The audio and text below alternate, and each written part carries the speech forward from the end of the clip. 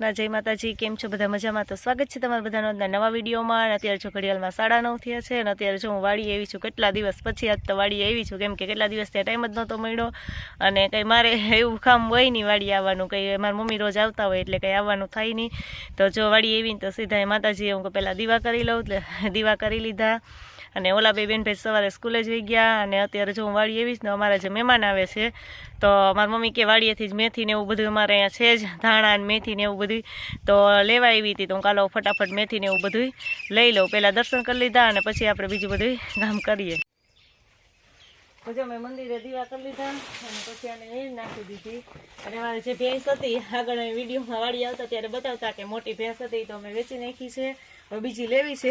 બીજી જ્યારે લેવાય ત્યારે હવે એક આ પાડી એકલી રહી, એ બિચારી એકલી થઈ ગઈ છે, હવે તો એને કંઈ હથવારાની જરૂર છે એટલે બીજી લેવી છે। તો જે પાડી જ છે ને ઓલી તમે વેચી નાખી અને હાલો ફટાફટ આપણે મેથીને એવું બધું લઈ લઈને પછી જાય ઘરે।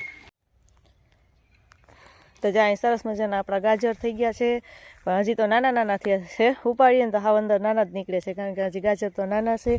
અને જો અહીંયા મેથીનો આપણે જે ક્યારો કર્યો હતો ને તો મેથી જો સરસ મજાની મોટી મોટી થઈ ગઈ, તો બહુ મોટી થઈ ગઈ હતી, તો વચ્ચે તો મારી મમ્મીએ થોડી થોડી વાઢી અને ભેંસને ખવડાવી દીધી હતી, નકર તો પછી માં સીંગું આવી છે, એટલે તો સરસ પાછી કુણી કુણી આવી છે ને તો આપણે થોડીક મેથી છે એ લઈ લઈએ। અહીંયા ગાજર ને એવું છે અને ઓલી સાઈડ ધાણા ને એવું વાવ્યું હતું અને ઘઉં જો આપણા બહુ મોટા મોટા થઈ ગયા છે। ઘઉં હાવ નાના નાના હતા ત્યારે વાડી આવી હતી, પછી તો કંઈ આવી નહોતી અને અહીંયા જો મૂળા વાવ્યા ને તો મૂળા જો તો બહુ મસ્ત થઈ ગયા છે, ખાધા જેવા પારે પારે મૂળા નહીં ખાતા, મૂળા સરસ થઈ ગયા છે અને ગાજર જો આ બાજુ તો મોટા મોટા થઈ ગયા છે। અને હાલો આપણે ધાણા મેથીને એવું પછી ઉપાડી લઈએ। અને રીંગણીનો છોડવો છે ને તેમાં જો બહુ સરસ રીંગણા આવ્યા છે, પણ આજ તો આપણે રીંગણાની કંઈ જરૂર નથી, નથી તો નાના નાના છે, એટલે જો અવડાવડા નાના નાના છે, એમ તો ઘણા રીંગણા આવ્યા છે, એટલે રીંગણાની આજ કંઈ જરૂર નથી, એટલે રીંગણા આજ નથી તોડવા અને બીજું બધું આપણે આ શાકભાજી છે એ લઈ લઈએ। ને ઘઉં તો સરસ જો બહુ મોટા મોટા થઈ ગયા છે અને ઘઉંમાં જો સરસ મજાની ડુંડી આવવા માંડી છે, થોડોક ટાઈમ પછી તાનો પોક કરીને ખાવો હોય તો થઈ શકે એવા થઈ જાય ને બહુ મસ્ત જો ઘઉં ઉગી ગયા છે આપણા, ટૂંકમાં મોટા થઈ ગયા છે એમ, એટલે હવે થોડોક ટાઈમમાં તો બહુ મોટા થઈ જાય।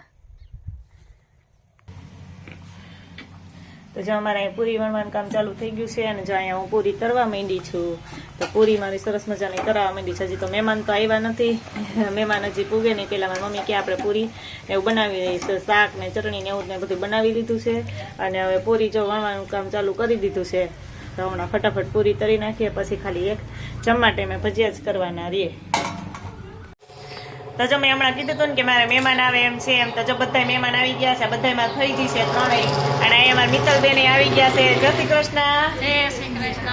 ને જો બધા મહેમાન આવતા વખતે પહેલા જો મહેમાનને વળગાડી દીધા છે, બધા થઈને મેથી સુધારી લીધી છે અને જો પૂરી તો અમે મમ્મી દીકરી હમણાં બનાવી લીધી છે અને હવે મહેમાનને ભજીયા જ બાકી હતા, મેથી સુધારી લીધી ને હવે ફટાફટ ભજીયા બનાવી નાખી એટલે મહેમાનને બેસાડી દઈ જમવા, ખવડાવી દઈ ગરમા ગરમ ભજીયા। તો જો અમારા ગરમા ગરમ ભજીયા છે ને સરસ મજાના બનવા માંડ્યા છે અને ગોટા ભજીયા જો અત્યારે તો શિયાળામાં તો મજા જ આવે ભજીયા કરવાની, કારણ કે મસાલા બધા હોય, મેથી ને એવું બધું સરસ હોય ને તો ભજીયા કરવાની મજા આવે। સરસ મજાના જો ગોટા ભજીયા તરાય છે, મહેમાનને બધાને જમવા બેસાડી દીધા છે, હું ભજીયા કરતી જાઉં છું અને મારા મિત્તલબેન દેતા જઈશ બધાને। તો હાલો ફટાફટ હવે મહેમાન જમી લે પછી આપણે ભજીયા બનાવીને જમવા બેસી જઈએ।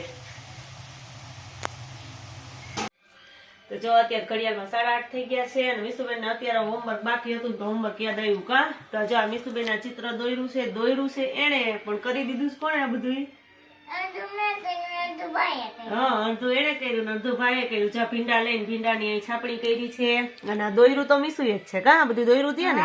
હા, તો આવી રીતે કલર વાળું અને આ થોડાક પાંદડા જો બગડી ગયા હતા એટલે પાંદડા થોડાક મેં કરી દીધા કા, બાકી બધું મીસુબેને જ કર્યું છે। પછી એને સરસ મજાનું ચિત્ર દોરી જવાનું હતું તો એ ચિત્ર દોર્યું અને અત્યારે આમાં શું દોરવાનું છે મીસુ?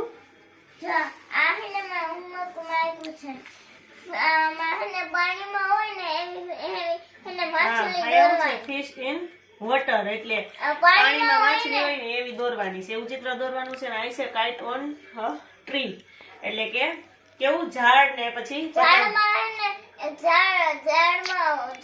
ઉપર હે ને પતંગ ફસાયેલી હોય ને એવું ચિત્ર હા દોરવાનું. તો એવું દોરવાનું છે તો મીસુબેન દોરી લે ને પછી બતાવે કે ચિત્ર એને કેવું દોર્યું કા તો ફટાફટ એક ચિત્ર બાકી છે ને તો એ દોરવાનું એનું કામ ચાલુ કરી દઈએ અને હું એમાં થોડું ઘણું મશીનનું કામ છે ને તો હું મારું કામ ચાલુ કરી દઉં અને પછી મીસુબેન દોરી લે ને પછી તમને બતાવીએ કે આ ચિત્ર કેવું દોર્યું છે એમ કા મીસુબેન હા તો ફટાફટ છે ને હાલો મીસુબેન ચિત્ર દોરવા માંડે તો જો મીસુબેન ને ચિત્ર દોરવાનું હતું ને તો સરસ મજાનું ચિત્ર દોરી લીધું છે કારણ કે પાણીમાં હોય ને એવી માછલી દોરી છે અને અહીંયા જો પતંગ ફસાણી હોય ને ઝાડમાં પતંગ ફસાણી હોય ને એવો ને ફેરકી. હા એવું દોરવાનું હતું ને તો સરસ મજાનું ચિત્ર એને દોરી નાખ્યું છે અને હવે એનું બેગી પેક કરી દઈએ કા એટલે સવારે ચિંતા નહીં કેમ મીસુબેન હે તો આ મીસુબેન એનું પેક કરી દઈએ છીએ અને બધું મૂકી દઈએ અને પછી મીસુબેન સૂઈ જાય આ સાથે આજનો આ વિડીયો એન્ડ કરીએ છીએ જો તમને મારો વિડીયો ગમે તો લાઈક કરજો, શેર કરજો અને જો ચેનલમાં નવા તો સબસ્ક્રાઇબ કરવાનું ભૂલતા નહીં. આવજો.